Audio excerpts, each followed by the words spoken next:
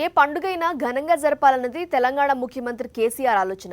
ఈసారి దసరాతో పాటు తెలంగాణకు మరో పండుగ కూడా ఆయన తీసుకొచ్చారు. కొత్త జిల్లాల రాజకీయ పండుగను దసరా స్థాయిలో నిర్వహించాలని గులాబీ నేతలను కేసీఆర్ ఆదేశించారు.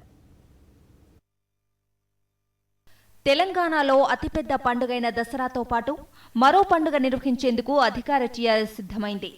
దసరా నుంచే కొత్త జిల్లాల ఏర్పాటు చేస్తున్న క్రమంలో ఘనంగా సంబరాలు నిర్వహించాలని టీఆర్ఎస్ భావిస్తోంది. తెలంగాణ ఏర్పడిన సమయంలో నిర్వహించిన వేడుకల తరహాలోనే జిల్లాల ఏర్పాటు సంబరాలు నిర్వహించాలని పార్టీ శ్రేణులను కేసీఆర్ ఆదేశించారు.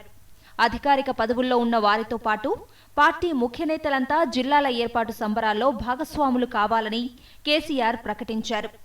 బహిరంగ సభలు నిర్వహించి కొత్త జిల్లాల ఏర్పాటు, వాటి ప్రాధాన్యతలను ప్రజలకు వివరించాలని టీఆర్ఎస్ భావిస్తోంది.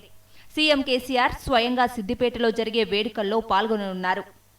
తమ ఎన్నికల మేనిఫెస్టోలో ఉన్న అతి ముఖ్యమైన అంశం జిల్లాల ఏర్పాటని టీఆర్ఎస్ నేతలు గుర్తు చేస్తున్నారు. పూర్తి స్థాయిలో కసరత్తు చేయాల్సి ఉన్నందున జిల్లాల ఏర్పాటులో జాప్యం జరిగిందని అంటున్నారు. మరోవైపు కొత్త జిల్లాల ఏర్పాటుకు నియోజకవర్గాల పునర్వ్యవస్థీకరణకు ఎటువంటి సంబంధం లేదని టీఆర్ఎస్ నేతలు స్పష్టం చేస్తున్నారు. దసరాతో పాటు కొత్త జిల్లా సంబరాలు తాము జరుపుకుంటామని టీఆర్ఎస్ ఎంపీ బాల్కా సుమన్ తెలిపారు.